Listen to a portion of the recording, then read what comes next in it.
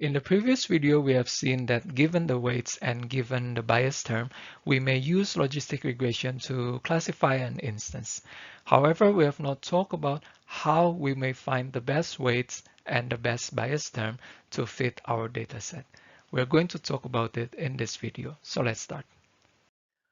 So here's a little bit of recap from our last video.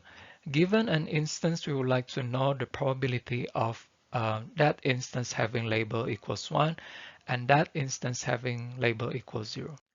And in the logistic regression, we will have the weight and the bias term. We will multiply the features with the weight, Wx, and then plus the bias term.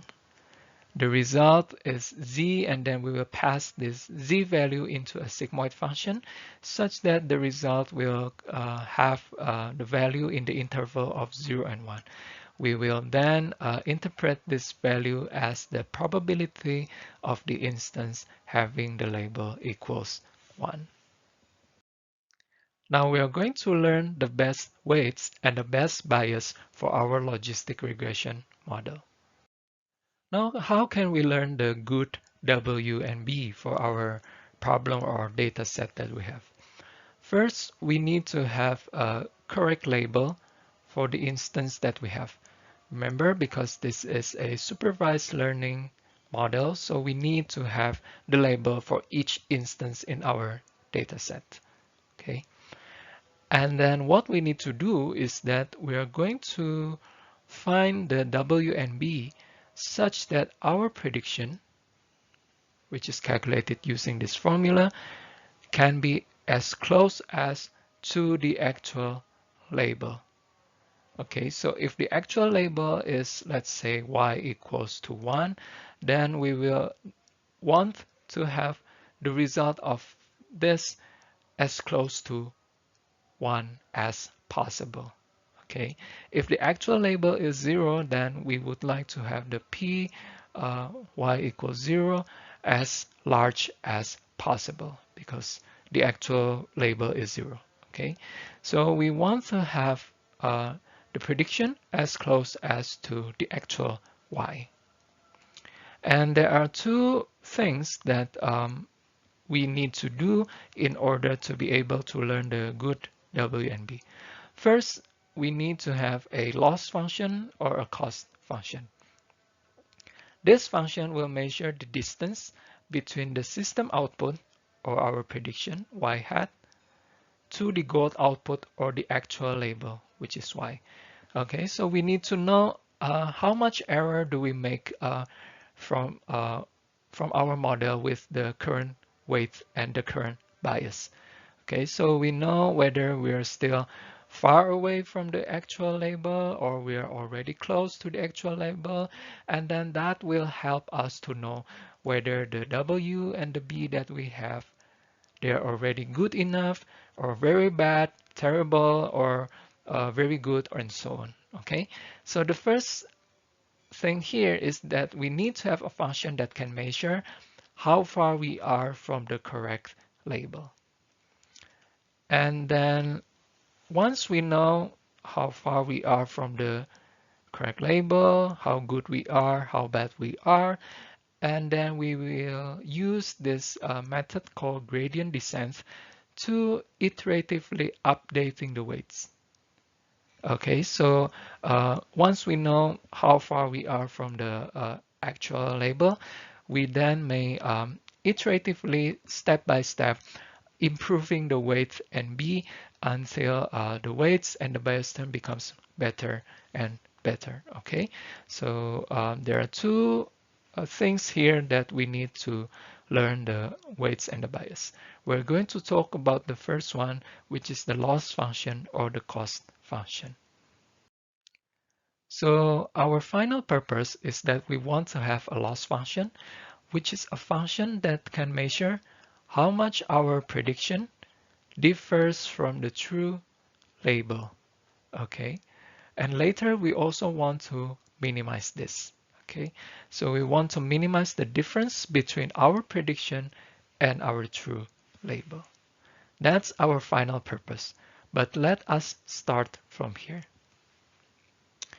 We say that given a data X, we want to maximize the probability of our model predicting the correct label, which may be formulated like this.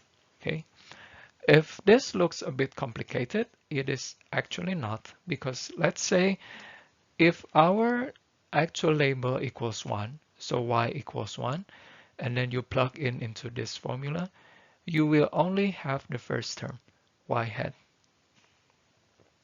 Okay, because the second term, it becomes just 1, because 1 minus y hat, 1 minus 1 equals 1. Okay, so it simply says that if the actual label is 1, then we would like to maximize y hat.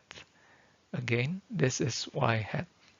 And it makes sense. If the actual label is 1, we want to have this probability as close to 1 as possible. Okay, but if the actual label is 0, we would like to have 1 minus 1 hat as large as possible. Okay, because this is y hat is the probability the label is 1, probability of the label is 0, equals 1 minus 1 hat. So if the actual label is 0, we want to maximize this as large as possible. So that's what this formula says. It simply says if the label is 1, then your y hat should be as close to 1 as possible. If the actual label is 0, then your 1 minus y hat should be as large as possible, as close to 1 as possible.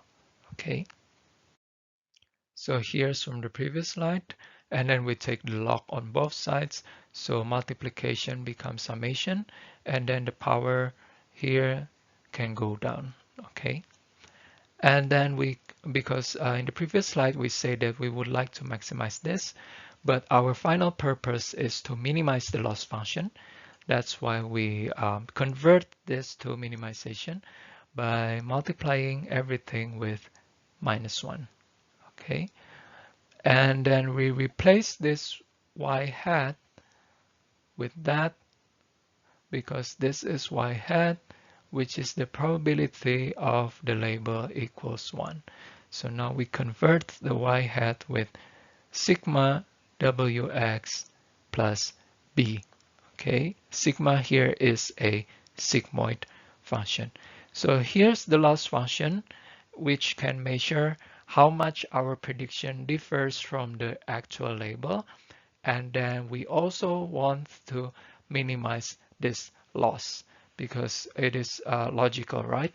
We want to minimize the difference between our prediction and the actual label. Now let's go back to this example that you've seen in the previous video. We have an instance to be classified. It has 6 features. And then again, we still assume that we have learned that these are the weights. We have also 6 weights, same with the number of features. And then this is the bias term. And then what I would like you to calculate is the loss if the gold label or the actual y equals 1. And then also what if the actual label equals 0. So you may try to calculate these two things. However, I have a note here that in reality, for a particular instance, we would only have one gold label. Okay, here we have 2 labels because I would just like you to try and compare the result. Suppose the actual label is 1 and suppose the actual label is 0. Okay, there will be a pause in this video where you may look at this problem and have more understanding about it.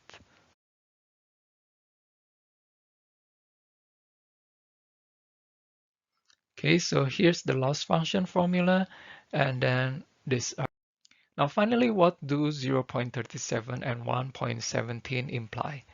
Well, it means that if we have an instance with these features, and then our model has these weights and bias, it means that if the true label equals 1, then the difference between the prediction from our model with the actual label is 0.37.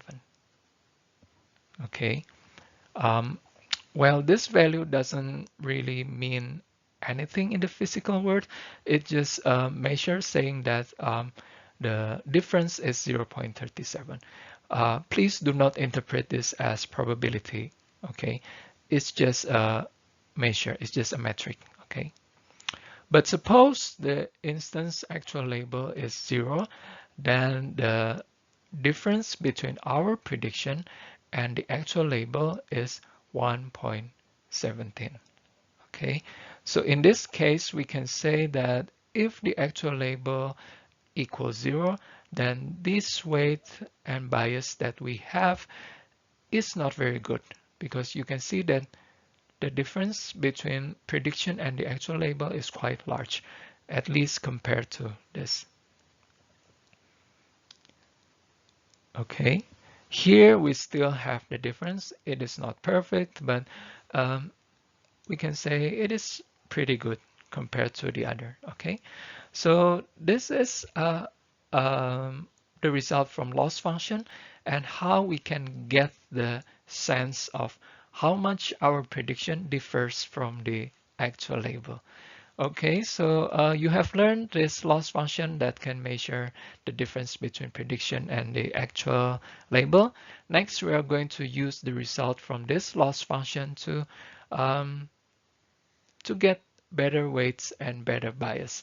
And we will keep doing the iteration, so the weights and the bias will get better, better, better, and better, and hopefully one day we will reach the best weights and bias. So see you on the next video. Thank you.